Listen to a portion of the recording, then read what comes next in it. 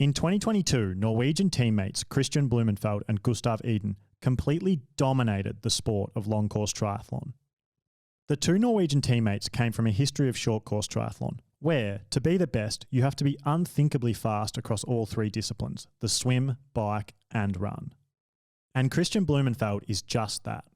In 2021, he won gold in the Olympic triathlon, short course triathlon's most prestigious and hotly contested race. Gustav Iden came 8th that day. Historically speaking, triathletes who race short course triathlon stay racing it until they get into their 30s and start to get beaten by the next generation, at which point they make the jump up to long course triathlon. However, Christian and Gustav are different.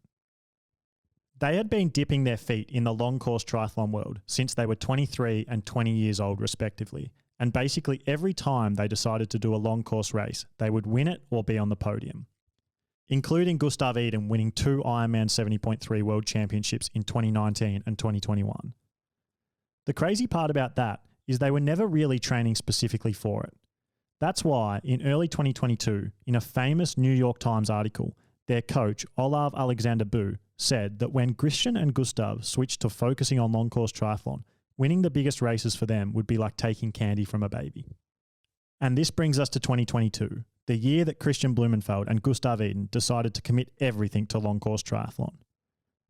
And as I've already said, and like their coach predicted, they dominated the sport in a way that has never been seen before.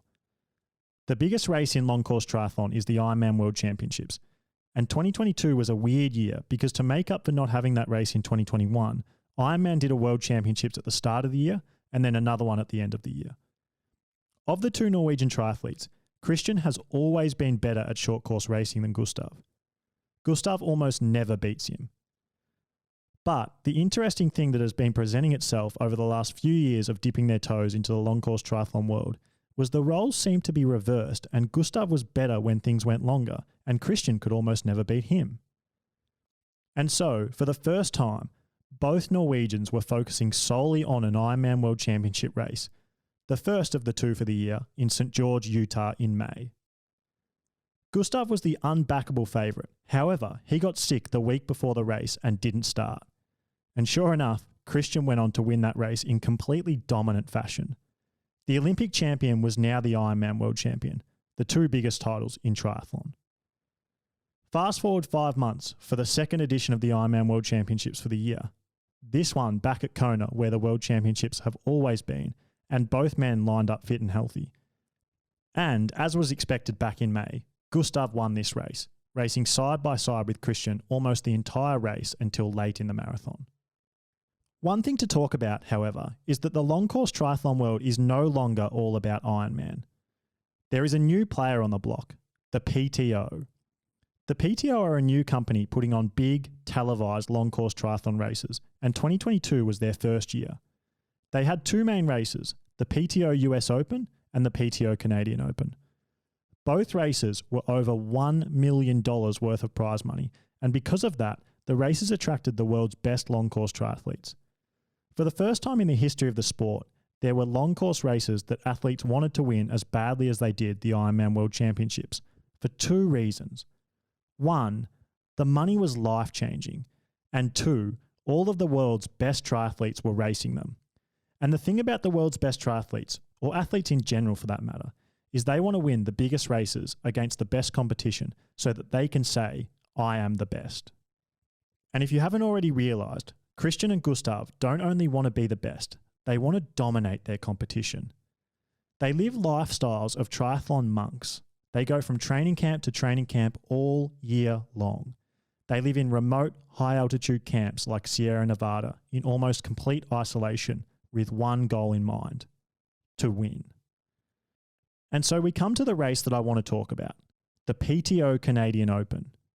It has a 2-kilometre swim, 80-kilometre bike ride, and 18-kilometre run. Along with the Ironman World Championships in Kona, the PTO Canadian Open was the only race in 2022 where we got to see 3 things. 1, a fully fit and healthy Christian. 2, a fully fit and healthy Gustav. And 3, a deep field of the next best long course triathletes in the world like Sam Laidlow, Max Newman, Alistair Brownlee, Lionel Sanders, Aaron Royal, and many, many more. Now, before we get into the details of the race, I'm going to spoil the result. Gustav won, Christian came second, and they were separated by 27 seconds. But the remarkable thing was the gap to everybody else. Third place, Aaron Royal, was over 3 minutes behind Christian in second. And that might not sound like much, but to give you an idea of how insane that is, Aaron in third place and Sebastian Kienle in 12th place were separated by 3 minutes as well. So, the gap between Christian and Aaron in second and third was the same as Aaron and Sebastian in third and 12th.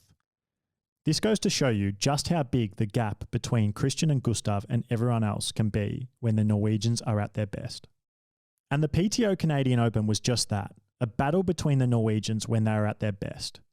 Alistair Brownlee, a two-time triathlon Olympic gold medalist, Sam Laidlow, an Ironman World Championships runner-up, Henry Schoeman, Aaron Royal, Ben Canute, and Kyle Smith came out of the swim 1 minute ahead of the group containing Christian and Gustav to start the race. Alistair Brownlee is the greatest short course triathlete the world has ever seen. He did what I talked about earlier, raced short course triathlon when he was at the peak of his powers in his 20s and made the shift to long course triathlon later on in his career. Now, he's had some great results in long course triathlon, better than most athletes ever achieve in their careers, but for his standards, they were not results close to what he achieved in short course racing. However, one thing you can always count on with Alistair is that he will race as hard as he possibly can from the start of the race until the moment he crosses the line. Multiple times in his career, he has gone so hard that he has collapsed midway through the run and had to be carried off course. Alistair revolutionised how hard you have to race and how deep you have to go to win short course races. And so, on this day, Alistair Brownlee did what he always does and raced hard. Taking full advantage of the gap that they had created out of the swim to the Norwegians, Alistair started riding like a man out to prove himself. Everyone else in that swim breakaway got dropped by Alistair, except for the Ironman World Championships runner-up, Sam Laidlow. Alistair and Sam rode hard off the front of the race, forcing the Norwegians and everyone else behind to ride really high power to stay in the race. Christian and Gustav rode their way up to 4th and 5th place about halfway through the ride, but the gap to Alistair and Sam was 1 minute and 30 seconds, slightly bigger than it was out of the water. Something that often happens in triathlon is that the big favourites will sit in on the bike and let others do the work for them so they can save themselves for the run. And although they had some help, largely from Frederick Funk, today was not a day where Gustav and Christian could just sit back. They knew they couldn't let Alistair and Sam ride away from them. And so, with both groups pushing hard, the gap stayed about the same. Alistair and Sam entered T2 to start their run with a 1 minute and 30 second lead. And it was here, in T2, where Gustav Iden and Christian Blumenfeld entered in 3rd and 4th, with that 90-second deficit, that the chaos begun. They ran past Alistair as he was stopped on the side of the road and were 40 seconds behind Sam Laidlow. It looked to everyone like it was going to be a short amount of time before the pair also ran past Sam and battled it out together for the win in the last few kilometres. However, seemingly out of nowhere, Christian stopped running and started cramping through his quads. Gustav gave a quick look back as he continued racing. This shows you just how hard they all rode today. There was absolute carnage on the racetrack. And, despite the fact they are best friends and training partners, the feeling of relief Gustav must have felt as he saw Christian stop would be hard to describe. Yes, he would be flat that Christian's race has fallen apart, but ultimately, Christian is Gustav's main competitor, and going to the depths of the pain well running side by side with someone like Christian Blumenfeld is brutally tough. So to be able to relax, feel like he's beaten Christian, and run his own tempo to catch Sam Laidlow and win the race is almost the perfect scenario for Gustav. And this is exactly what it looked like was happening. Gustav's gap to Christian was extending as Christian walk-jogged his cramp away, and Gustav worked his way to being only 50 metres behind Sam Laidlow, within 6 minutes of dropping Christian. And, to continue the theme of carnage, right as Gustav caught Sam, Sam imploded with his own cramp, this time in his hamstring. Gustav ran past Sam as he came to a stop, stretching his hamstring and trying to fight through it to still finish in second place. Gustav was the last man standing, looking fresh, running in the lead and putting time into everyone. He really was looking unbeatable over long course races at this point, and today it looked like he had shown not even Christian Blumenfeld was capable of competing with him. But then, the craziest thing in a day full of crazy things happened. Christian looked reborn. He started running fast, really fast. The man who was stopped on the side of the road, dropped by his teammate Gustav Iden, looked better than he had at any point all race long.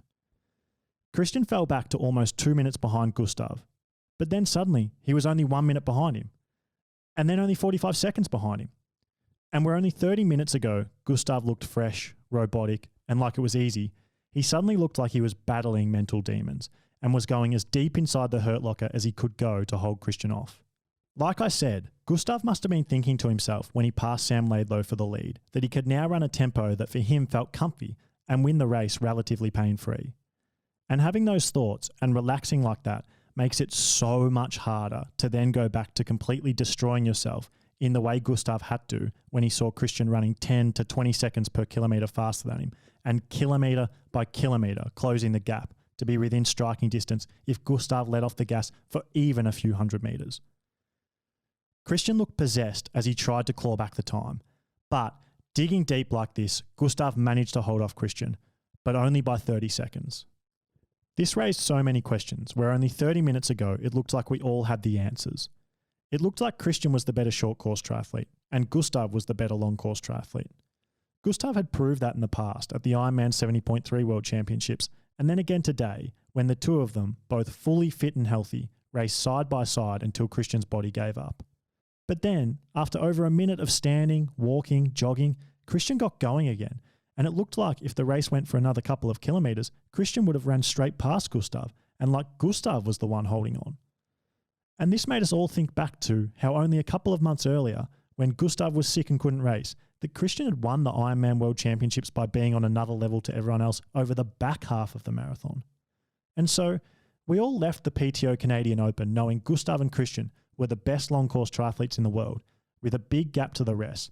But that didn't make it boring because the two teammates were in a battle of their own to show the world who was the best.